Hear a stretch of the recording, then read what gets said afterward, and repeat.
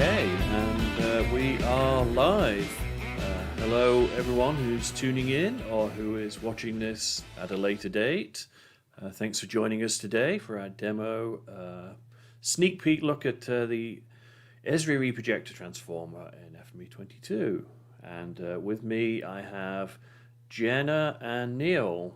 So say hi, folks. And Jenna is the product manager for that team, is that right? Responsible team that was responsible for building the EsriReprojector that we'll work through today. Fantastic. And Neil, you were the developer who worked on this. That's right. So, yeah. With help from other developers on the team, but yeah, I've worked a lot with coordinate systems, so that's my area. Fantastic. So, oh, sorry, go on, Jenna, you were saying? I was just going to give Neil some credit. He was the developer that led the project on its side. So. Okay. I'm totally in awe of all of our software developers for knowing the things they do and working on them the way they do. So, yeah. So, today we were going to talk about the EsriReprojector. And so, yeah, would one of you like to tell me what that transformer does and maybe why it's different to the regular reprojector transformer? Cool, yeah. I mean, we put a couple notes in our workspace here, so I can kind of just go through a little bit of the background, a little bit of why we took on this project and what you'll see. And Neil's going to lead a demo for us. So I guess just to kick it off, EsriReprojector, we wanted to update. So kind of the catalyst for this was the projection engine library we have, which we always try to keep up to date, but like each time we go and make that update to add a new coordinate systems, we're usually like, what else can we change or fix at this point in time? Yeah. So that was a little bit like the kickoff. So when we started looking at the EsriReprojector, like what does it lack in comparison to other reprojectors? And one of the things that came up in that case was vertical transformations. You previously were not able to do in the EsriReprojector, though some of our other reprojectors had that. So that was one part of it. And we also had a community idea that had posted about this, and we were kind of tracking this feedback from a number of different sources, but mainly we just wanted to be consistent. Yeah. Oh, that's good. And then I'd like to hear that we do keep an eye on the ideas on the FME community, and so everyone who's watching should be aware that yes, we do look at those and we do take that into account. So yeah, I mean, I check out everything that's posted. Actually, I get notifications about it. So any comment or a new idea that's posted, I will see. This one actually only had 3 votes on it, which I know like a vote count may or may not take that into consideration, but we obviously pay attention to that a little bit too.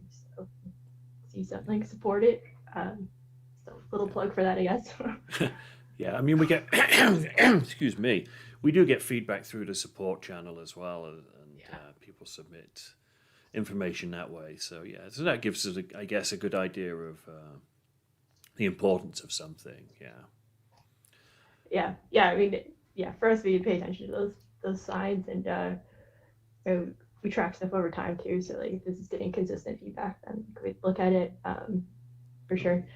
But yes, the other reason we wanted to put this or make this change was to add new functionality that wasn't available in any of our reprojectors, which was time-dependent transformations. Okay. So that's kind of a new thing. We actually, in this case, did see it a little bit on the ideas page, but had some of our partners reach out to us. Specifically, in this case, it was for support of ATRF 2014, which is the Australian Terrestrial Reference. Mm-hmm. Yeah, I wrote this down. Brave, thank you. Acronyms everywhere, right? Yeah, absolutely. And they, in that, were embracing this basically time-based datum. So in this case, anything with time-based datum would take into account where something's located at a specific time. So as tectonic plates, things move, the world shifts, and your frame of reference for like where something is should shift with it.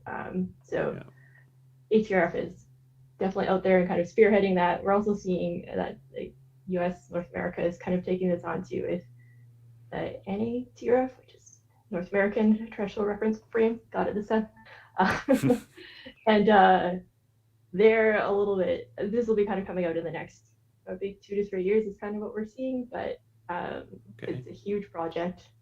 So we wanted to be ready for that as well. Fantastic. Kind of like, yeah. Main motivations, I guess, are just yeah. I love the idea of those time-dependent transformations. That's just sort of what blows my mind, that we should be that accurate and precise that we need to know that. But I guess it's true. I mean, especially when you take the long view of things, and like your data today in 10 years' time could be completely different.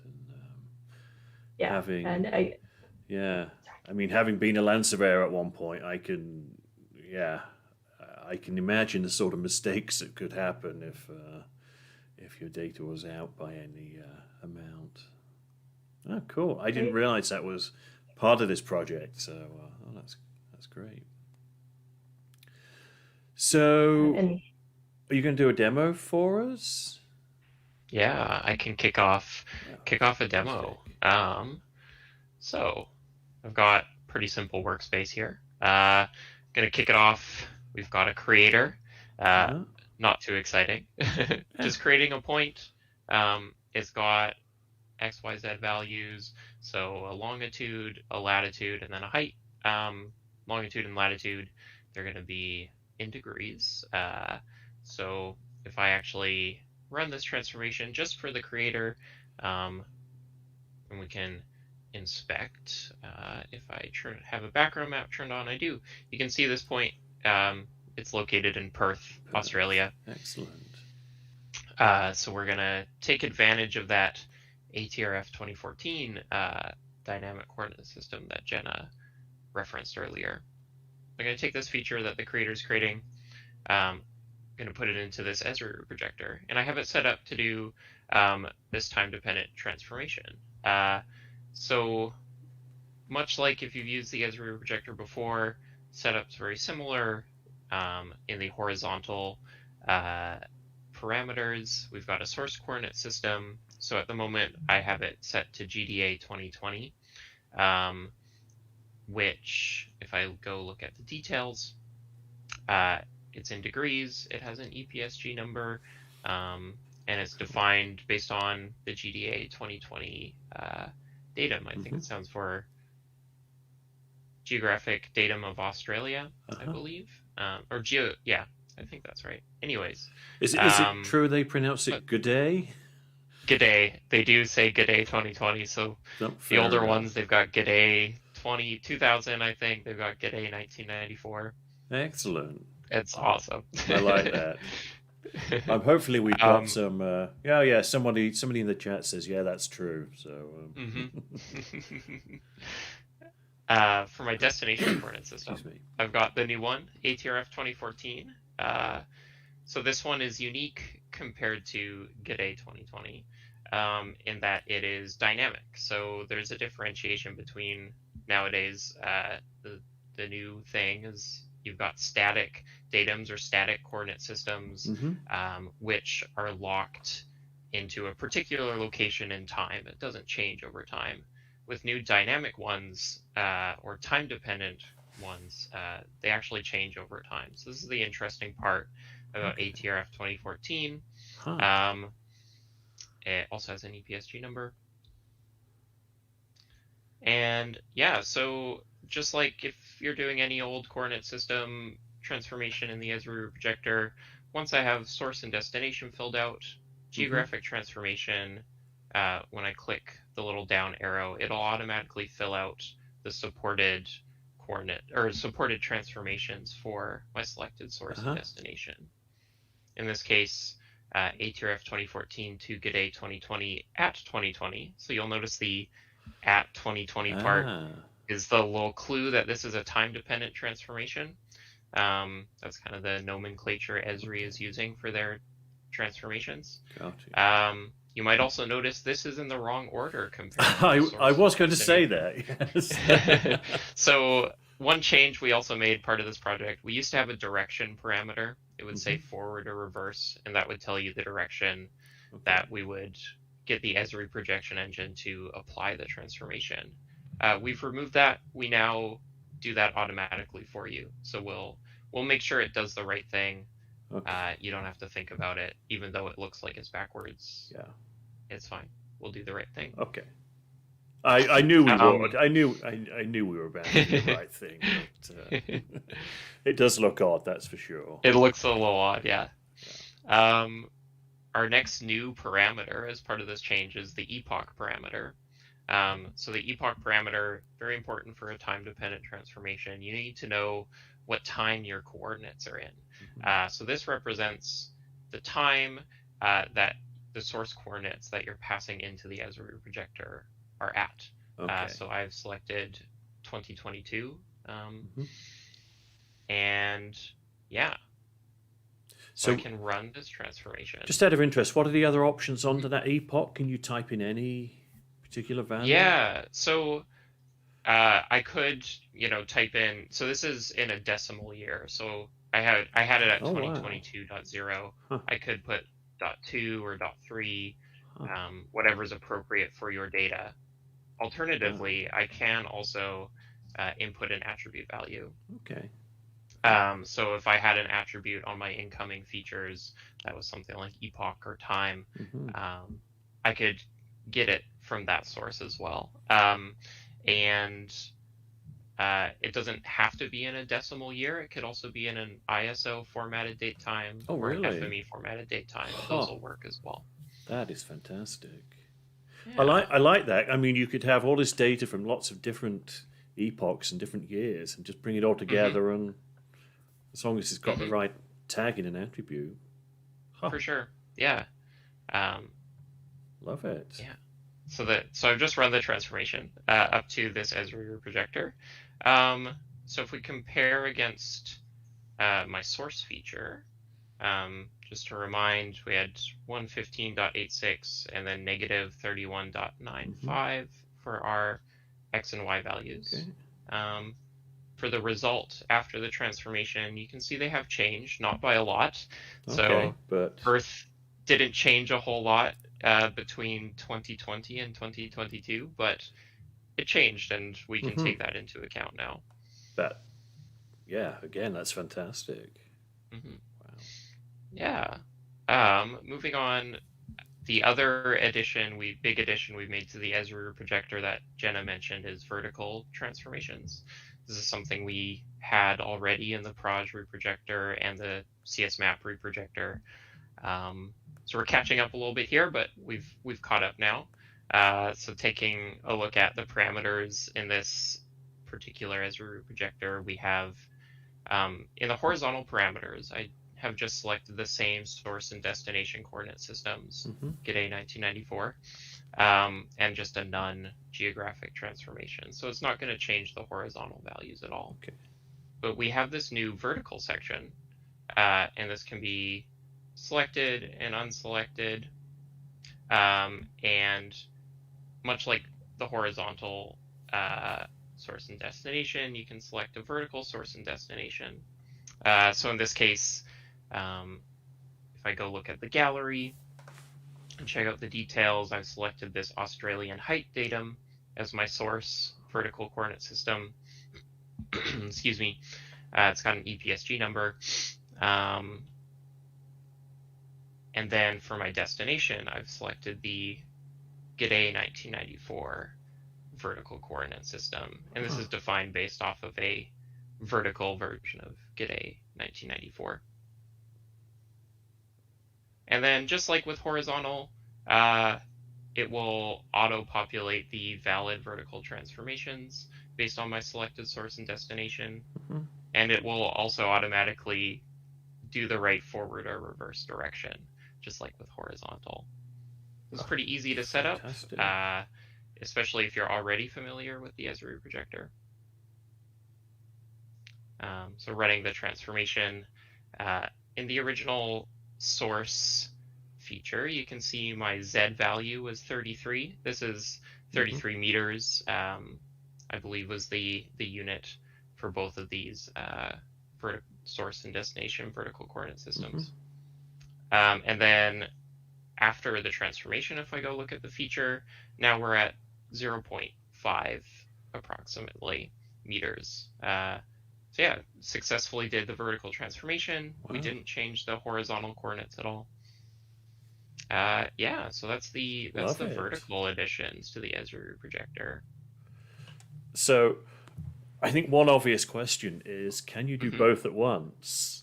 Can you? Yes, you absolutely can. Oh, you can. So in this case, I didn't show doing both at once. Okay. For sure you can. Wow. The one little wrinkle is the vertical transformations are dependent on your horizontal values being in a particular coordinate system. And so at runtime, we will check to make sure one of either your source or destination coordinate system, horizontal coordinate system, are in the correct corresponding one that your vertical transformation requires. And we'll give you a nice error message if you don't have the right horizontal coordinates to help you diagnose your problem. But yes, you can absolutely do both at once. Fantastic. It'll totally work. Wow. I was going to expect you to say, well, no, but we could do that in the future, but you're just way ahead of me. I should have known better. We did get a question from one of the users online that says, can you add custom grids for gravity-based vertical datums? For sure, yes. You can. So I believe just like when you're doing a custom geographic transformation, you create, I believe it's like a .grd file where you define, using an Esri well-known text, you define your transformation and define where to find the grids in your file system. It's the same process. Likewise, you can also add custom vertical or custom vertical coordinate systems, just like you can horizontal. If you go into the gallery, you can import and then import a PRJ, and yeah, you can get your own defined vertical coordinate system that way. That reminds me, we'll also, let's for example, instead of going into a logger here, I was writing out to an Esri format, Esri-based format, like geodatabase or a shapefile, we will correctly write out the vertical coordinate system as well, just like we will the horizontal coordinate system. So you'll see your data in the right place in your Esri product as well. Perfect. And I'm guessing that's what most people are going to be doing. So mostly, for sure. Yeah, I do have one little bonus for a demo. Oh, we love bonus demos. So I have also set up a transformation using the PROJReprojector. So we also added an epoch parameter to the manual transformation parameters of the PROJReprojector. And this enables us to do a time-dependent transformation in the PROJReprojector. So just like with Esri, your epoch is the time of your source coordinates being passed in. In here, I've put in a proj string, which is the same transformation that we had represented, or we had used in the EsriReprojector a few moments ago. Yeah, and it can do the transformation in the same way. It's a little more complicated in this particular case because I needed to add a couple PROJReprojectors to go from degrees, a geographic coordinate system, into a geocentric coordinate system. These are things that the EsriReprojector does by itself for you, but you need to do it on your own. Okay, that makes sense. But yeah, so we support it there as well. Absolutely love it. And this might be a stupid question, but other areas apart from Australia, do they support this time-based? Yeah, for sure. Because I know Australia. Also... Oh, sorry. Oh, no, go ahead. I was just going to say Australia. I know seem to be taking the lead on that, but Yeah, they seem to be quicker on the uptake compared to others. Yeah. Like Jenna had mentioned earlier, our North America version, NATRF, has been delayed a bunch of times, and so it's not going to be released for a couple years at least. But yeah, so there's I believe it's ETRF, which is the European version, and there's also a global version called ITRF, which these other ones are based off of. So the ATRF is based off the ITRF, the global version, just made more precise, more dense for Australia in particular, and I'm sure the North America and Europe versions are similar. I believe there's also time-dependent versions of WGS 84, and I'm sure there's so many more that I don't know of at this moment. Fantastic. Well, that's great. Wow. Well, thank you for demoing that. That's awesome. Of course. We do have a little blurb on what's next. Do you want to take it away, Jenna? Talk about what we're kind of looking forward to. Yeah, sure. I mean, I guess firstly, like, this is obviously in the 2022 beta, so our big thing is try it out, and then of course let us know how it goes for you, whether that's positive or negatively. Want to hear about it. Part of this is because it's so new at this point, we haven't finished all of the public documentation for this, so we're working on that. It should be up shortly, but you may or may not have all the information you need, and hopefully this walkthrough is helpful to get you started. But if you have questions, obviously let us know. And then, feature-wise, we'll see kind of like what comes in the future, especially as we just saw with the time-dependent stuff. It's pretty early stages, so we've put in. We'll probably have to end up adding new features as stuff is adopted kind of across the world. So, we realize there may be shortcomings there, but we'll put it on the ideas page. We'll look into it and we'll try and get it added. But fantastic. So Neil, you're part of what we call the commands team. Is that right? CAD. CAD modeling and database. Okay. That's what it stands for. Yes, and coordinate systems as well. And just get all of that letters together. That's the team that does the most. I swear. That's some of the most difficult formats and the most complicated. So, is there anything in the commands team in the future that either of you can tell us about? That's maybe not coordinate systems, but something else that's going to be a big thing. Just a general, good question. I'm putting you on the spot. Are we allowed to talk about Revit writing, Jenna? I don't know. Well, there's a couple of projects we're investigating. I guess we're at a point where we haven't committed one way or the other, but on the CAD side, we are heavily looking into Revit writing as a potential. We've had a lot of user requests there. Also, doing a major update to IFC, kind of the other CAD thing we're looking at. So, if you have comments on those, we'd like to hear about it. But I mean, for any feedback anyone's excuse me, I'm struggling to talk all of a sudden. Any feedback that anyone has, please do let us know. I'm sure Jenna and all the product managers and developers are always happy to hear that.